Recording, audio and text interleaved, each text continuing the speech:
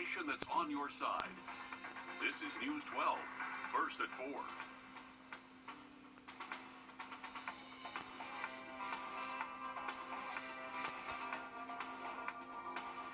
Well, good Tuesday afternoon. Thank you for joining us today. It is a picture-perfect afternoon. Once again, looking at bluebird skies over Aiken County. Our temperatures today not quite as warm as yesterday, but still above average for us. We're up to 84 so far in Aiken. Bluebird skies, it's a little bit breezy. Those north-northeast winds are pumping at about 14 miles an hour currently over in Aiken County. Now, for us here in Augusta, we're a tad warmer. We're up to 85 degrees, 82 in Barnwell, 83 in Waynesboro. Louisville, you're at 84. So we're not seeing anyone come too close to 90. Aiken, you're at 87, so you're the closest right now. Actually, one of the warmer spots out there. But we are expecting dry conditions through this evening, and temperatures are going to stay warm as well. So another great opportunity to fire up the grill. We're expecting those temps to stay in the 80s at least through around 7 o'clock through sunset, and then past sunset, we'll be dipping into the 70s and 60s overnight. Now, here's a current look up Washington Road inside Augusta. We're currently at 84 degrees with a little bit lighter northwest wind. We are expecting some rain chances to go up Wednesday night to Thursday. Much more on that coming up in your first alert forecast. Thanks, Riley. Thanks for that. New this afternoon, the officer who shot a 20-year-old black man in Minnesota this week has resigned. Dante Wright died Sunday during a traffic stop. Today, as Nancy Chen reports, his family was joined by members of George Floyd's family. They murdered my nephew. She killed my nephew. The family of Dante Wright expressed rage and sorrow over the sudden death of the 20-year-old at the hands of police. I never imagined this is what was going to happen. I just thought maybe he was being arrested. My son, he don't have a dad. His dad didn't get to see him for his second birthday. With the murder trial of Derek Chauvin underway in nearby Minneapolis, the family of George Floyd stood with the Wright family to offer support. We're here, and we will fight for justice for this family, just like we're fighting for our brother. Dante Wright was killed during a traffic stop Sunday. After pulling Wright over for an expired registration tag, officers learned he had an outstanding warrant stemming from 2 misdemeanor charges. When the officers tried to handcuff Wright, he struggled to get back in his car. That's Officer Kim Potter yelling she will tase Wright. But instead, she's holding her gun, which she then fires. In Brooklyn Center, north of Minneapolis, Wright's death sparked 2 nights of violence and calls for justice, including from the mayor, who thought the officer should lose her job. We have received a resignation, a letter from Officer Kim Porter. And in addition to that, we have also received a letter of resignation from the police chief. The medical examiner says Wright died from a gunshot wound to the chest. Nancy Chen, CBS News. In a statement, former Officer Porter said she loved being a police officer and serving her community, but believed it was in the best interest of the community and her fellow officers to resign. Now to the trial in the former Minneapolis police officer Derek Chauvin. Today, the state rested its case, allowing the defense to begin calling witnesses and what could be the last week of testimony in the trial. Retired Minneapolis police officer Scott Cretin, who arrested George Floyd in 2019, was called to the stand.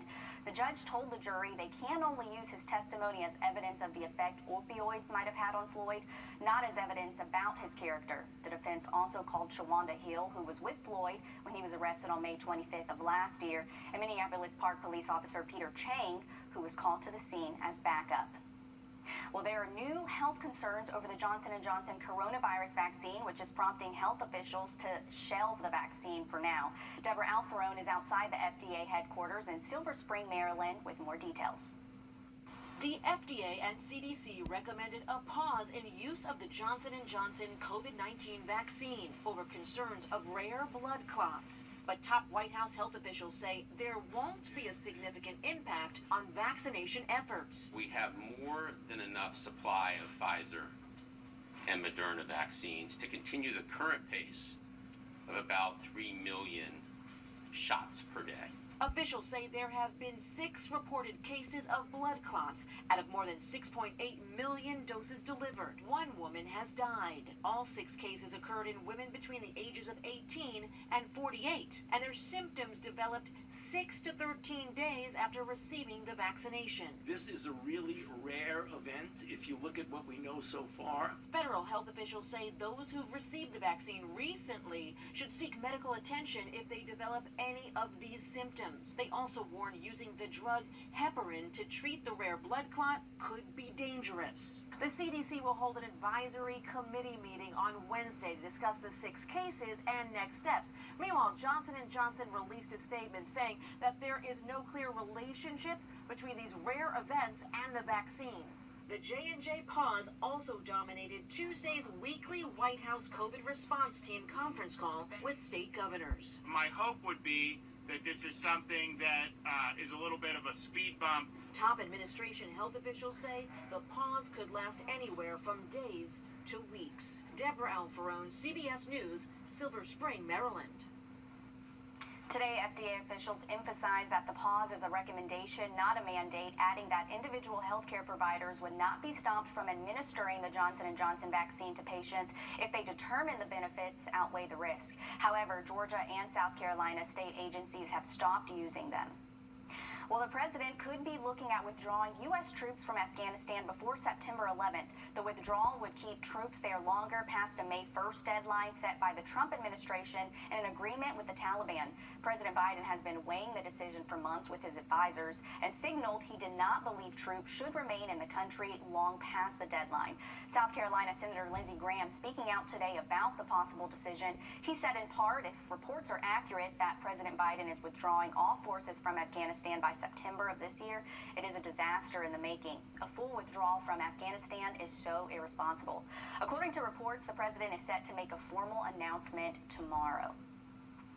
Well, here's a live look from the Capitol Rotunda where Capitol Police Officer Billy Evans lies in honor. Evans, an 18-year veteran of the Capitol Police Force and member of its first responders unit, was killed when a man rammed his vehicle into officers standing at a barricade outside the Capitol earlier this month.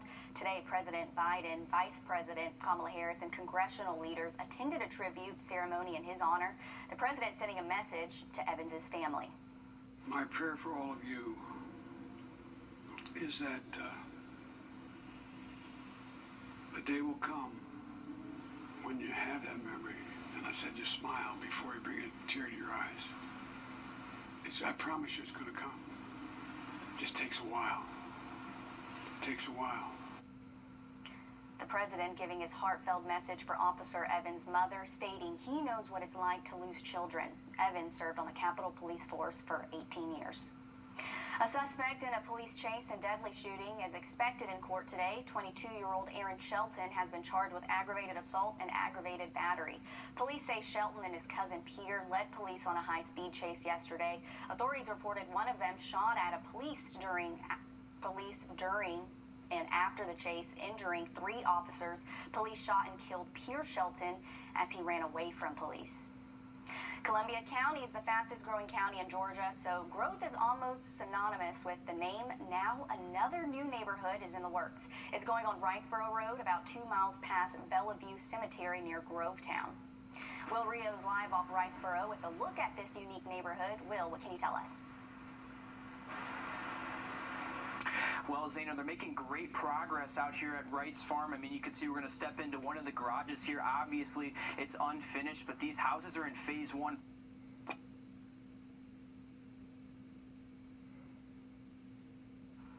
All right, sorry, Will's having some connection issues there, but we'll get back to him. What he's trying to say is this 115 acres of land is expected to see nearly 300 homes go up within the next 5 years. These homes are being built around an active farm where food will be grown and will go straight to the locals. It's what's called an agri-hood, and it's the first of its kind here in the CSRA. With the housing market the way it is, they say they're seeing high demand for homes. Columbia County Development Authority says they're expecting 19,000 people to move here in the next 5 years. It's exactly where Columbia County wants to be. They say this unique style of living will help spring the economy even more. Yeah, I think this is a really cool opportunity for our community to be involved in agriculture, and so that they can understand where their food comes from. and actually have a hand in doing that and producing a product that is nutritious and healthy. Will also spoke with a couple neighbors out there, and they say they're unhappy with this new development. And coming up on News 12 at 6 o'clock, we're going to hear from them about their concerns. Well, happening within the next hour, voting groups in Burke County are planning to call for Representative Barry Fleming to be fired from his position as the attorney for the Board of Commissioners. Fleming is being criticized for sponsoring the controversial Georgia voting bill. Voting groups are saying he does not represent their interests. It's happening at 5 o'clock during the Burke County Commission meeting, and we're going to hear what voter groups have to say, and we're going to take you there live on News 12, first at 5, so be sure to stick with us then. Republicans are taking a swing at Major League Baseball. We've got movies filming here, now music videos. Up next, we show you that latest project getting filmed right here in Augusta. And we are seeing beautiful weather again this afternoon, but we are tracking our next chance for rain later this week. We'll have a look at it coming up. Your won the horse a couple tours. Yeah, a lot of things can't change. It's so easy to judge when we meet. Well, you heard it there. That's Daniel E. Johnson. He's a country singer in Nashville now, but he's got Thompson roots. So, yeah, he's from our area. Today, he was out shooting a music video along the North Augusta boat ramp. Daniel told us the song is about a veteran going through tough times. They decided to shoot this video locally and partnered up with Forces United. The music video features some local veterans. The song is called Get a Man Wrong, but pretty cool right there. If you're a fan of reality TV, listen to this. Real Housewives of Beverly Hills star Sutton Strack is in Augusta. She's hosting a trunk show at her home here in town. She's selling a variety of clothes, access, and even more decor. And 10% of the money raised is going to go to the Morris Museum of Art. You've still got time to go because the sale is going on until 6 o'clock. So that's about, what, a little less than 2 hours if you still want to make it out there. Well, Riley, you know what? People can't complain today. We do have some sunny skies and nothing like some sun. Yeah, it's beautiful out there for us. Feeling a little bit like early summertime. We're hitting the mid to low 80s again this afternoon. Staying dry across the two-state, but we are tracking our next system that could bring us some rain as soon as Wednesday night, and most likely going to linger even into our Thursday as well. So let's take a look at that. Through this evening, we're expecting dry weather, so if you're heading out to the trunk show there in Augusta, we're expecting nice weather through this evening. Temperature's going to stay pretty warm as well. We should stay in the 70s up until around midnight tonight. By early tomorrow morning, we'll drop off into the mid to upper 50s across the area. That would be outside of Augusta. Inside of Augusta, we'll most likely stay in the 60s. And we are looking dry completely throughout the day on Wednesday. It's not going to be till after sunset Wednesday that we do bring in a rain chance. So enjoy the outdoor plans tomorrow. Looking good, just a little bit toasty. We could actually see a few spots get close to 90 tomorrow afternoon, so we'll be pretty warm again for our Wednesday. And then there's our rain chance starting to go up after sunset Wednesday. Some of these could show up before midnight, but the rain chances will start to linger even into our Thursday as well. So we're jumping ahead to early Thursday morning here. This will be from a cold front, so ahead of this front, we'll see the chance for a few showers linger even into early Thursday. Most of Thursday afternoon is trending dry for us, and those temperatures will be cooler, so this cold front will be dropping off our temperatures a little bit heading later into the week. Now, as far as rain totals go, not looking too impressive. I would say our southern counties have the best opportunity to see a little bit better downpour to where those rain totals could potentially get over a quarter of an inch. But it's looking like for areas along and north of I-20, that heavier rain threat is not looking as likely, so just maybe a tenth of an inch to up to a quarter of an inch for us here in Augusta and north. So here's the way it's looking over the next few days. For Wednesday, we're getting close to 90 with those high temperatures. Dry during the day Wednesday, but Wednesday night and Thursday is when we will have that chance for some rain as that front moves on through. That front will clear us out by Thursday night and bring back some cooler weather for us. Waking up Friday morning in the 40s, and then high temperatures Friday and Saturday, generally staying a little bit below average into the mid-70s. But a beautiful afternoon over Aiken County. We're at 83 currently in Aiken. Some spots in Aiken County, though, have been as high as 87, so a little bit warmer there. And those north winds not quite as breezy as yesterday, but still a little bit steady, up to 10 miles an hour. Those low temperatures tonight, once again, that Augusta number is for Bushfield, so outside of the metro, dropping down to the mid-50s. Inside of Augusta, Bobby Jones will likely stay into the 60s. But tomorrow, if you just want to get your yard ready for a little bit of rain, if you maybe want to plant some things and then have that rain move through Wednesday night and Thursday, just kind of soak the ground, it'll be good for it. So if you want to get anything planted, maybe mow the grass tomorrow, we're expecting a nice day for that with high temperatures getting close to 90 once again for your Wednesday afternoon. Those temperatures do look a little bit cooler, though, for the rest of the week past Wednesday. High temperatures staying in the mid to low 70s Friday, Saturday. And for the weekend, can't rule out some showers Saturday, but that chance is looking low for many of us. Thanks for that, Riley. Well, listen up, drivers. The federal government's highway agency is looking into complaints that airbags might not inflate in vehicles made by General Motors. GM warns rust particles can develop in the driver's airbag, causing a malfunction. The company They sent a bulletin about the issue to several dealers back in March, and according to the National Highway Traffic Safety Administration, but there was never a recall. The agency is evaluating around 750 cars in the investigation. Most of them are full-size trucks and SUVs. We've got a list of some models included in the probe. This is all focused on the 2020 and 2021 model years. Still to come, it's time to spring clean, and that doesn't necessarily mean just your closets. We'll show you the best way on how to organize other things you use on the daily. Stick with us. Call Ken. That's 1-800-CALL-KEN. Well, this is the time of year when we all do a little spring cleaning of our house, inside and out. It could also be a good time of year to do some spring cleaning of your tech items. Jamie Tucker has a few ideas on how to spring clean the tech you use every day. Cleaning up the desktop can mean two things: the actual desk where you work and the desktop on your computer screen. But over time, downloading programs, installing software, downloading photos, downloading music, playing games, well, our desktop can look way too busy and overwhelming. Start your digital spring cleaning by dragging all of the programs you use most often to a clean, empty part of the screen if you have one. You'll see programs you need or don't want to get rid of, but don't use them very often. A good way to organize them is to create a new folder called Programs. Then slide those icons into the folder. If you find later you need programs at your fingertips, just remove them from that folder back to your desktop. During this process, you may notice some programs or folders you don't need or use.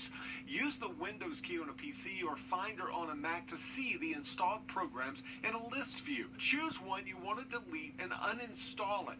Now, be more conservative here. You don't want to remove any program your computer requires, so don't delete anything called Windows or Microsoft. If in doubt, leave it alone.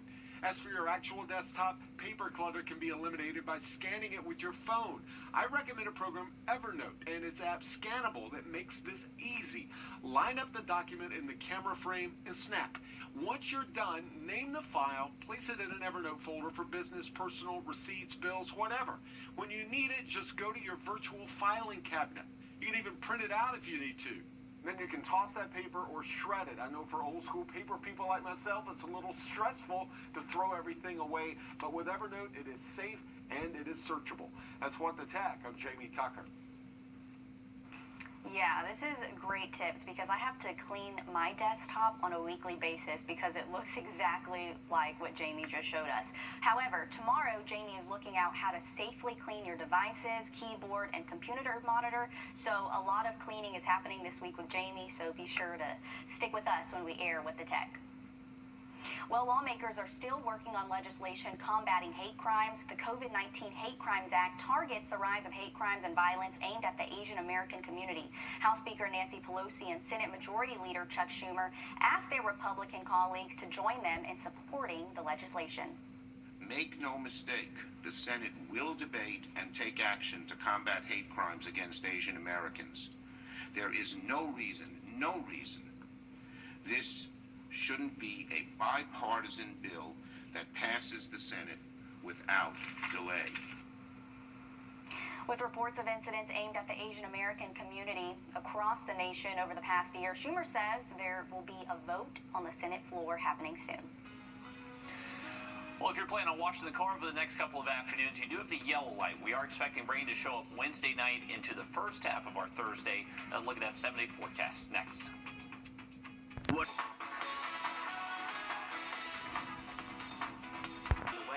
It's easy. It's convenient. It's the Zaxby's app. Download it today.